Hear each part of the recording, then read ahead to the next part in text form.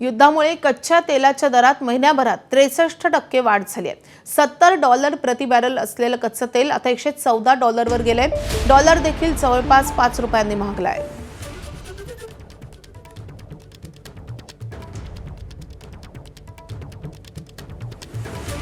इकडे इराणनं इराकच्या इरबिल शहरावर हल्ला केलाय, मात्र अमेरिकेनं इराणचा ड्रोन हल्ला रोखलाय। अमेरिकेनं CRAM या प्रणालीद्वारे हा ड्रोन हल्ला रोखलाय।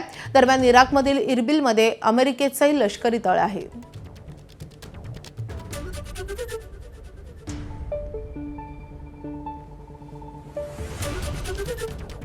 IDF अर्थात इस्रायल डिफेन्स फोर्सेसनं इराण आणि लेबनॉनमधील 250 ठिकाणी हल्ले केलेत।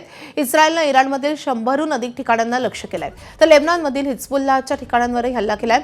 IDFनं हिजबुल्लाहच्या शस्त्रागारावर हवाई हल्ला केलाय, ज्यात हिजबुल्लाहचे दहशतवादी ठार झाल्याचा दावा होतोय। याशिवाय हल्ल्यात बॅलिस्टिक क्षेपणास्त्र कारखान्यालाही टार्गेट करण्यात आलंय।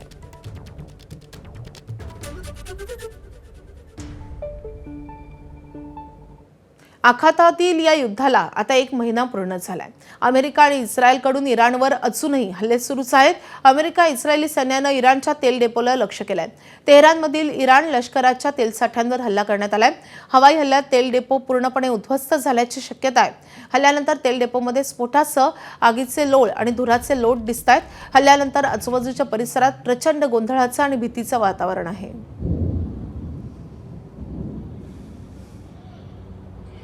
نابود کرد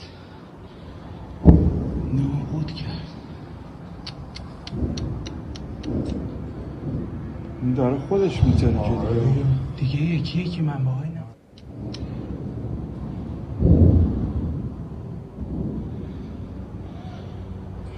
نابود کرد तर हिजबुल्लाहच्या नावाखाली इस्रायलकडून लेबनॉनवर नाहक हल्ले सुरू आहेत। हिजबुल्लाहशी लेबनॉनचा संबंध असल्याचा कुठलाही पुरावा नाही। लेबनॉनच्या माहिती मंत्र्यांनी इस्रायलवर टीका करताना ही माहिती दिली आहे। इस्रायलच्या हल्ल्यात 2 पत्रकारांचाही मृत्यू झालाय। हे दोन्ही विषय लेबनॉन आंतरराष्ट्रीय स्तरावर उचलणार असल्याची माहिती समजते आहे।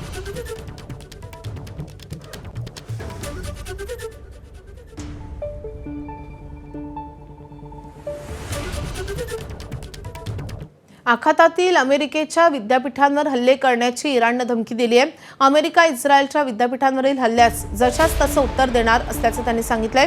अमेरिका आणि इस्रायलनं 2 विद्यापीठांवर हल्ले केल्याचा इराणचा दावा आहे। उद्या दुपारी 12 वाजेपर्यंत विद्यापीठांवरील हल्ल्यांचा निषेध करा, अशी मागणी अमेरिका इस्रायलनं केलेली आहे।